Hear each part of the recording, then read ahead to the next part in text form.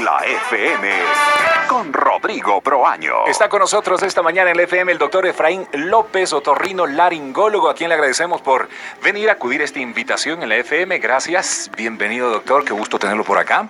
Muchas gracias a ustedes por la invitación. Vamos a conversar un poquito de este tema que me parece sumamente interesante.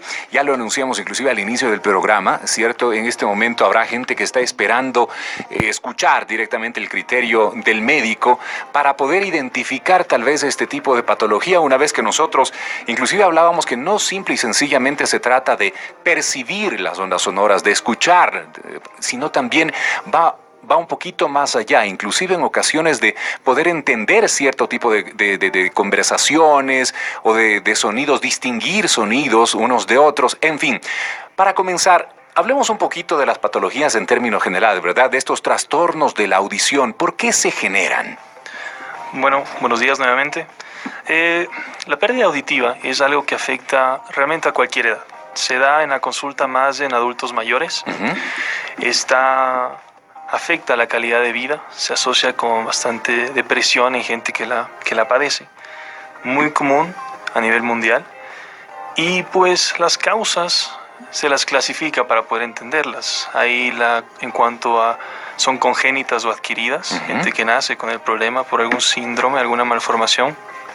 Adquiridas por lesiones como traumas acústicos, ototoxicidad, que es el uso de medicamentos dañinos específicamente para la cóclea en sí. Existe la clasificación por el sitio donde está lesionado. Hay las sorderas conductivas, que son toda la parte desde el oído externo hasta el inicio del oído interno, la parte de la hipoacusia neurosensorial, que es principalmente lesión del nervio, y las mixtas, que es una mezcla de estas dos. Y otra clasificación que se utiliza es la prelocutiva y la postlocutiva. Prelocutiva es cuando ocurre en un paciente, o cuando es congénito, ocurre en un paciente antes de los 2-3 años, el paciente todavía no ha desarrollado el habla, o cuando ocurre después de que ya desarrolla el habla. Postlocutivas.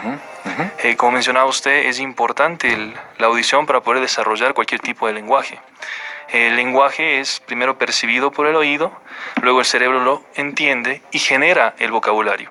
Entonces, paciente pequeño que no tiene o tiene una dificultad auditiva, obviamente va a generar una dificultad del habla posteriormente. Es decir, son problemas que se pueden derivar en otros problemas adicionales, en otras circunstancias adicionales que van complicando de alguna forma el cuadro, ¿verdad? O de alguna forma van complicando más al individuo también que va padeciendo este tipo de trastorno. Así es, como menciono, la hipoacusia altera el desarrollo del lenguaje. En gente que ya fue en etapas postlocutivas, en gente que ya presentó audición normal y tuvo una pérdida, se asocia bastante con depresión, con estados de retracción social. Comienzan a evitar situaciones que antes eran normales para evitar tener que pedir que la gente hable más fuerte, que se pueda expresar nuevamente. Hablemos un poquito del origen, ¿verdad? Estábamos hablando que existen tema genético, tema congénito, ¿verdad? Y también las que son adquiridas. ¿Cuál es más fácil de tratar? Si existe el término o existe complicación en los dos casos y de qué forma se puede tratar en cada uno de ellos. Sé que son un sinnúmero de patologías las que están encasilladas en una o en otra, pero empecemos, ¿cómo es el diagnóstico de cada una de estas? Perfecto. Se está haciendo una especie de tamizaje y se recomienda en los hospitales públicos realizar un tamizaje en los niños cuando recién nacen. Hasta las 48 horas se puede realizar una prueba que son las otoemisiones acústicas. Es un tipo de examen en el cual se valida la funcionalidad de las células ciliadas, que son las específicas y que ayudan en la parte de la audición. Esto se realiza a las 48 horas. Si por algún motivo el paciente sale negativo, no presenta una adecuada respuesta, se puede realizar el examen 1 o 2 meses después. Usualmente en ese tiempo la audición se comprueba que está normal, que está funcional. Ese tiempo fue porque hubo otra vez un poco de líquido en el oído y todo normal. Si a pesar de eso presentas con hipoacusia, sigue con una pérdida auditiva, a los 6 meses se puede realizar otro examen que es un potencial evocado. Estos potenciales son básicamente detectar estímulos eléctricos a nivel auditivo de todo lo largo del nervio hasta el cerebro una vez que se estimula la audición. Se recomienda, si hasta los 6 meses el paciente presenta hipoacusia, tiene registros de pérdida auditiva, pensar en otras opciones de tratamiento. Okay. Opciones de tratamiento en estos casos son utilizar otoamplífonos, auxiliares auditivos, o en ciertos casos específicos, utilizar un implante coclear o un implante osteointegrado. ¿Desde qué edad podría generarse este tipo de situaciones? Me refiero a este tipo de tratamiento que podría utilizar inclusive el tipo de implante coclear del cual acabamos de hablar. Para los implantes hay varios criterios que hay que tener en cuenta, pero mientras más temprano se realice la colocación, si es necesario, mejor. Yeah. Como dije, más temprano el paciente escucha, más temprano desarrolla el lenguaje y menos afección en general que podría tener. Ok. ¿Cuán recurrentes pueden ser o cuál es la cantidad que se identifica o se diagnostica anualmente en nuestro país y particularmente en Quito de este tipo de trastornos de audición? Una estadística nacional, sobre todo en Quito, la verdad no se maneja. Se manejan estudios internacionales. Yeah. Sin embargo, el tamizaje, que es la forma de prevenir, está instaurándose. Se encuentra en los hospitales, es algo indicado. Y es la única forma que tenemos para intentar controlar. Hasta el momento la estadística se dificulta por controles, porque la gente no llega, porque no hay el adecuado preocupación por esta patología. Estamos dialogando con el doctor Efraín López, otorrino laringólogo. Ahora, doctor López, ¿qué medidas puede tomar uno, verdad? En el tema congénito, en el tema de origen, digámoslo así, ¿verdad? Este tipo de enfermedades es una forma, su diagnóstico es una forma también de su tratamiento. Pero al hablar de las adquiridas, ¿cuál es la forma en la cual nosotros podríamos evitarlas? ¿Qué tipo de profilaxis puede realizar una persona en su día a día? Por ejemplo, nosotros hablábamos con Mónica hace un instante en el tema del uso de los audífonos. Aquí los comunicadores, claro, reducir significativamente el volumen para poder audicionar y escuchar en un nivel de volumen adecuado. Pero, ¿qué otro tipo de situaciones se viven día a día que pueden incidir directamente en una pérdida de la audición, en un trastorno de la audición? Dentro de los trastornos adquiridos, principalmente hay 3 que son los que más evaluamos en la consulta. Okay. La más conocida es la presbiacusia, es el deterioro funcional progresivo de la audición en pacientes mayores desde 55 años en adelante. Okay. Utilizamos bastante la hipoacusia súbita. La hipoacusia súbita es un término que se asocia a una pérdida repentina de la audición en 1 o 2 oídos. Okay. Y otra patología que revisamos del trauma acústico, como está mencionando. El trauma acústico hay tanto agudo como crónico. Es la exposición inmediata fuerte a un sonido o una exposición crónica a un sonido de menor intensidad. Forma como prevenir todos estos tipos de patologías adquiridas. Principal, evitar la exposición. Se tiene anotado, se tiene en la OMS, se tienen las guías internacionales, a qué nivel de decibeles, por ejemplo, uno tiene que tener o permitirse estar en un ambiente sonoro. Se conoce que desde los 55 decibeles ya está contraindicado porque puede provocar daños, pero básicamente en una aula de colegio los decibeles llegan hasta 75, 80. El tráfico que uno escucha por la ventana llega a veces hasta los 60 decibeles. El volumen de un televisor hasta los 75. Entonces, evitar la exposición a ruidos es la principal forma que podemos... Evitar la exposición a ruidos fuertes. A ruido fuerte. Okay.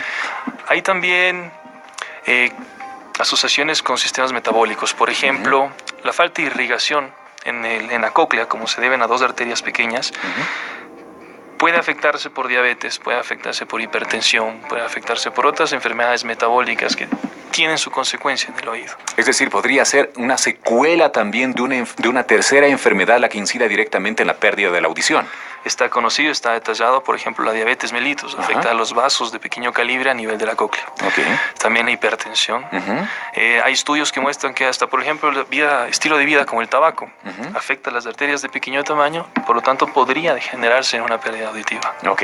Estamos hablando de condiciones de salud, una, y también de la exposición a ruidos fuertes, otra, ¿verdad? ¿Alguna otra característica particular que nosotros deberíamos considerar? ¿Alguna otra situación que deberíamos considerar también para evitar?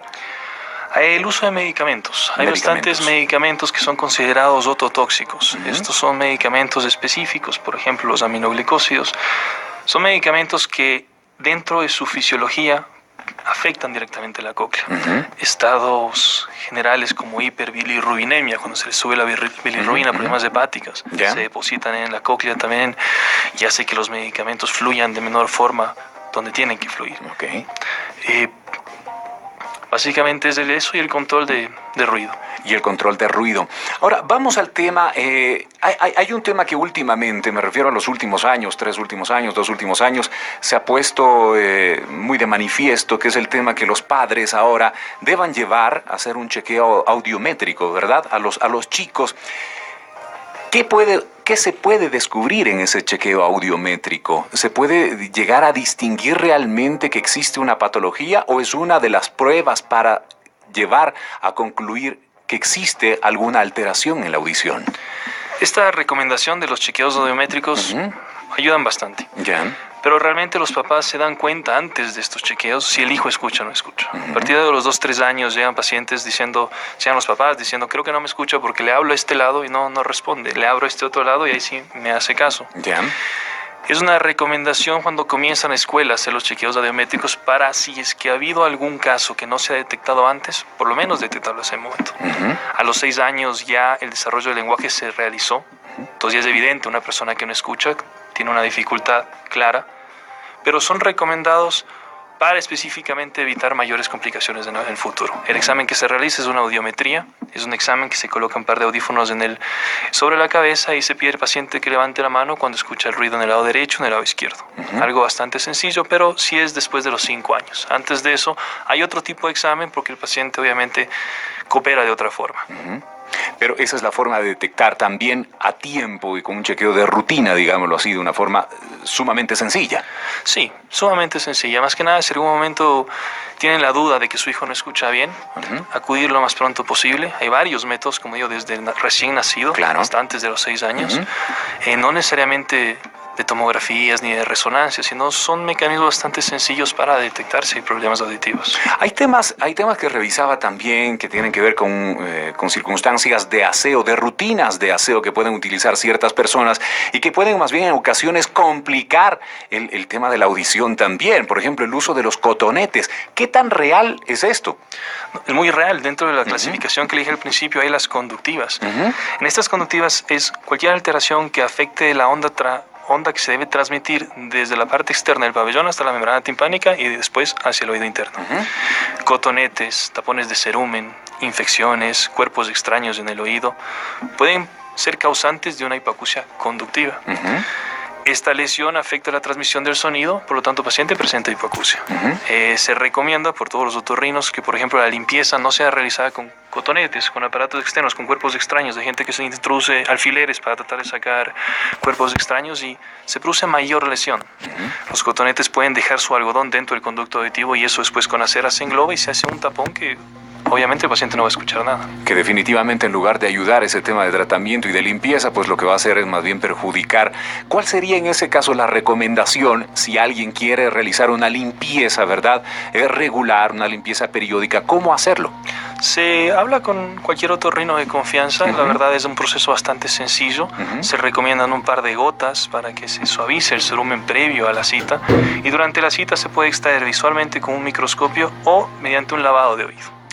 Que sería la forma más práctica y la forma más técnica también de realizarlo. Y más indicada. Realmente para cuestiones de oído externo lo que más se recomienda primero es un lavado de oído. El doctor Efraín López, otorrino laringólogo, en esta mañana hablándonos del tema de las alteraciones, de los trastornos de la audición. La verdad que es un tema sumamente amplio.